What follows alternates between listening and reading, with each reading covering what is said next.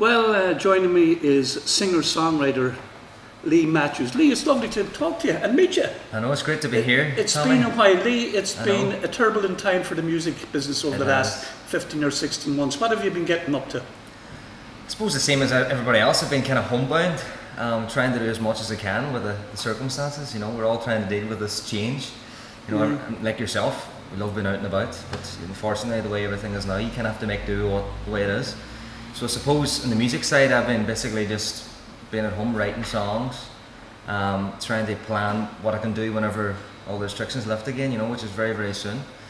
And well, that's it basically, you know, just concentrating on that, and hopefully I'm dying to get back out and play again to see everybody. And you know, it's great seeing you here. It's been a while since I've seen you. Well, you know something, it's been great, you know, just there in the last 2 or 3 weeks on the radio. Yeah. You have a new first single out now since the lockdown. It's an old Billy Gilman song. That's right, yeah. Tell me a little bit about that. How did you come across that song? Basically, I think I was about, when that album came out, that One Voice album of Billy Gilman, I was around 10 or 11, and around the same age as Billy Gilman. And it was one of my relatives in America sent this CD over to me because they knew it was into country music. And I used to listen when I was younger because there was no internet in the house and stuff like that. So I used to put on the CD, sit and lie on the floor and listen to the whole album over and over again, as I did by loads of different albums and stuff. And I always liked that song. It stood out for me. And it was actually only recently when I decided to do the cover of the song, I realised it wasn't even his song, and he wasn't original. It was a band called the Moffats in 1985. So it was almost 6 years before he released the song, and they did it. But I basically put my own twist on the song, and I thought it would be a good song to kind of break the ice again, because it's been maybe 2.5 years since I released anything. So I thought I'll put this nice little cover out first, see how people react to it, because it's a good sing-along song, and then I'll hit them maybe with an original song now in the summer. So that was the plan. We were talking before we came on air there, and you weren't meaning to make me feel old, but you were saying when that song came out, you were only young. And I remember you, when you were a young fella, your parents gave us a single to play for you. Yeah. You said you remember listening to me on the radio way back in the early 90s, if not before, in the good days. But you got into the songwriting as well. I did. As you know, obviously I started very, very young at the concerts, Highland concerts. You would have had me up and everything. And I suppose the songwriting kind of came when I was about 17, 18. I was in the pop band at that time, and I was living in America, in London, and I got the chance to meet big writers. And I kind of seen how these guys worked and the kind of way they were going about writing songs. And I suppose for me, I would kind of lean towards artists that write their own music anyway. You know, I'd have more kind of relatable kind of a way to them, you know. But and it's always something that I thought, you know, it's a bit different. You know, anybody can get up and sing a cover. Like this song I've done now is a cover, but I always planned to do my original songs, and I've had a lot over the years since I started as the Lee Matthews band and stuff like that. Yeah. And that's the way I'm going to continue. And obviously, I have another song coming out very, very soon called On the Fields. Tell us a little bit about that song. Is it about football or? You'd think that, wouldn't you? You would think when you think of it, you know, about all the songs that are coming out about. That's right. Maybe getting back to the football or on the fields. What is it about? Well, pity it wasn't about the football, although Ireland's not in the European Championships this year, which is a bit of a disappointment. Yeah. But basically the song is, it's almost like a feel-goody summer song. There's a bit of farming in there, there's a bit of the working man out in the fields working all day, and how he enjoys himself and stuff like that, you know. Because obviously, if you look back at my songs that I've out, The Farmer Wants a Wife and The Cotton Eye Joe, I did my own version of that. The people that kind of would come to my concerts and stuff, a lot of them would be into the farming kind of a thing. And The Farmer Wants a Wife, God, that was very popular. Jeez, I'm still getting requests for that in the radio. Good bouncy song. And there was another song you recorded, and you did a video of it in Sligo down at the Flagcule. Oh, the Irish in Her Eyes, yeah. That was really, that was a wise move going down there to the Flagcule in Sligo. I don't actually know how I came up with that idea, but it was a great idea at the time, because when we actually went down there, we had no plan for that video. So we just says, we'll go down, we'll meet people, we'll see where it takes us. And that song that's probably Cotton Eye Joe and The Farmer Wants a Wife are probably my 3 most popular songs, videos and streams and all that now, because of Spotify and all that. That Irish in Her Eyes was probably more of a crossover song, whereas people in America are kind of writing that reminds them of their Irish roots and stuff like that, so it was good like that. But as I say, the farming, get back to the farming thing, you know, about The Farmer Wants a Wife. A lot of the people that would go to my shows, a lot of farmers, see, especially in the north, you know, and down the south as well. But it's a kind of tribute to them again. So hopefully they'll like it. Hopefully it'll be half as popular as the other ones. And was I reading somewhere, or did I see somewhere recently that you have a lot of views on Spotify? Yeah, Spotify. This is the thing about it, because it's been 2.5 years to 3 years since I released Marie and my last album, Then and Now, and I'm looking at my Spotify's and they were jumping up to double the streams, which was great. And I'm like, I haven't released nothing. And then I thought to myself, it was about time I put something else out there, because you can't be selling forever, But obviously, if things were the way they should be over the last year and a half, I would have had songs out a long time ago. But as I say, it's great that people are still listening to my music, and I have to thank people like yourselves for playing my music, Tommy, and keeping the name going. But what's amazing too, Lee, like for artists who would be not on a main label, not just here in Ireland, but in America, wherever, social media now, people can, you see a lot of people streaming their own music on Facebook, and it gets them out. Because I have a friend in America now, Scott Southworth is his name. Right. And Scott was doing all his own stuff on Facebook. The next thing, he got a great write-up in the Country Music People. Since then, he's been touring Europe, and he's an independent indie artist, and he's doing great. And like yourself, how many albums have you out at the minute? If you include, so I had one album was a digital album, which was called the original collection. But if you count the whole album together, it's 4 albums, so 3 physical releases.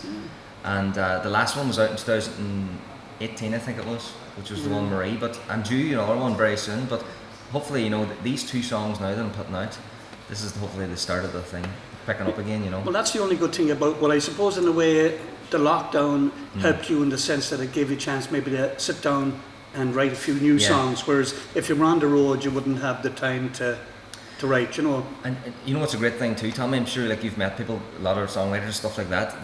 I have about 100 songs, and about half songs of quarter songs, and sometimes you don't know what to do with them, so you leave them for a while. But the good thing about the lockdown is you had loads of time to kind of come back to it, and like that On the Field song was a song that I half wrote and I came back to it. And I've written like loads of different songs out of enough for about 3 albums. But obviously there's songs that never make the final cut. Maybe they just aren't good enough, or you don't know, you're not happy with the lyrics or something like that. Yeah. But I'm pretty sure that I have a good strong album's worth of songs, and the good thing about this On the Field song is, so that I think She Likes Me is a real good, catchy. You have a lovely arrangement to that. It's different than Billy Gilman's. It is a wee bit different. It's kind of a different. His would be maybe touching on a bit of jazz, Mine's is kind of like more of like a country, but more of like a crossover kind of a thing. And then this On the Fields is a real Farmer Wants a Wife song, and obviously I have another one then coming, which is a real American sounding country song. So I've always had a wee bit of variety in my songs, which is a good thing as well. And it's amazing in the Irish market at the moment, like when it gets back up going again, there's a lot of the young ones coming in and they're looking for jives. Perfect, yeah. They're looking for the jive, and that's what you have. You were mentioning there about songwriters, and I'm the same myself, even though you can play some of the established artists, whether it's American or Irish, but it's great, when you get a good songwriter who wrote songs. I had the privilege of meeting a guy when I was out in Nashville about 4 years ago called Verlin Thompson. And I had known nothing about him before I met him. A friend of mine had set him up for me, but I started talking to him about, he used to be the right-hand man for Guy Clark, and I started chatting to him. And after talking to him a while, all these songs he was telling me about that he wrote, I recognised them all. And I said, geez, I know that, and I know who recorded that. And he ended up saying to me, you know more about me than I do. But like all these songs or songwriters, you might never hear who they are. They might never become an artist, but their songs would be recorded by all the bigger names or other people, And what's amazing about that? That even here, we're here in Strabane here, it's my hometown. I'm originally from Castlereagh, but I've been living in Strabane a long time. Yeah. But you look at people like Paul Brady in Strabane here, everybody knows Paul Brady. He's in the Christy Moore line, Irish, great Irish songs. But Paul Brady's written songs for Tina Turner. That's right. You know what I mean? And people wouldn't know that, but there's a lot of talent in this country, and there's a lot of great songwriters. The guy that wrote Past the Point of Rescue down there, McCanley, unbelievable songwriter. Do you know what I mean? And there's a lot of talented songwriters in Ireland as well. It's great, fair play to for when you write a song to say let's try it out and see how it goes. And as you said, some of your songs have worked a treat. And there's something new, because I used to find back in the years a lot of people were doing covers, and I don't know what it is, but when one person would do a cover of a song, you would find out 3 or 4 people would do the same cover within a couple of months of it. Yeah. For me personally, like, it's something that I always trying to do my own thing, you know what I mean, Tommy? Yeah. And the good thing about when we songwriting, I don't really have like, I'm going to sit down now and I'm going to write this genre. It could be anything. Do you know what I mean? Because if you look back on some of my albums, like some people have come up to me and, you know, people that maybe don't even like country, and they say, oh, that's a great song. And I would say, well, that's probably my worst listened to song on the album, but I appreciate that you like it, you know what I mean? And then maybe the more cheesier song might be the one that'll work. So you can never get too attached to them, you know what I mean? You have to kind of be open to going, this might work, this might not work, but you just put it out there anyway and see how it goes. It's a silly question to ask you, but do you miss the gigging? I do. Oh, I really miss it, you know what I mean? It was kind of, the only thing that people didn't miss at the time, I suppose, was the travelling. If you ask anybody, like 6 hours down to the bottom of Ireland, back, you know, whatever it takes. But I would give anything for that back now. You really would. Like, it's like anything. There's only so much of the house you can see. You have to get back out again. Did I hear somewhere, Paul or somebody was telling me, you have a little thing to get going when you get back on the road. You have your own little setup that you can have a little party, a little marquee or something. Yeah, that's right. I have a wee company called Pop Up Party, which is in Strabane, and we do like entertainment stuff and all that. So we do marquees and sound equipment and all the rest. You know, that's been kind of something that I've been doing on the side, you know, because of the whole thing being shut down. But it's good to have that kind of thing as well, you know. But hopefully, you know, when the music is back, I'll be able to concentrate on that more, and Paul can run the other one for me. But here, everybody needs a wee backup thing, the way things are going, you know. And how soon do you hope the new album will be out? I think everything, if you look at touring, album, all the rest, you're talking next year. You're talking 2022, very, very early 2022, you know. But that's the plan anyway, Tommy, you know. Well, I must say, this is a fine wee place. We've done our job. What's the name of this place we're in? NYPD in Strabane, so it's a good friend of ours, Joe Gallagher, Joe Gallagher Entertainment. So Joe's just opened this place now, I think a year and a half ago, and he's one open in Oma as well, down at the bus stop there. But it's an American diner, it does American food, it does burgers, pizzas, you name it, all the best stuff. Fine wee spot. There's one in Letterkenny to an American pizza, and they're lovely when you get in there, the big burger. I'll have to come back when it opens up now. Are you allowed to eat indoors here yet, or is it? You're allowed in now at the minute, so and things are just starting up again, which is great, you know. It's great. And for boys like me and you know, we like getting to America. This is the closest thing we can get at the minute. And come here, I tell you, you know, it's great even out with us now in Donegal and that things have opened up this week, and thank God and please God, we won't be going into any more lockdowns. That's what we all want. You know what, it'd be amazing if everything could just go back to normal, you know. Well, come here, I'd shake hands with you, but we're keeping our distance. Come here. Thanks very much, Paul Lee. And until we meet again, and looking forward to getting a new song. Very soon, hopefully. Thanks very much, and thanks for everybody for keep listening to the music, and all the best.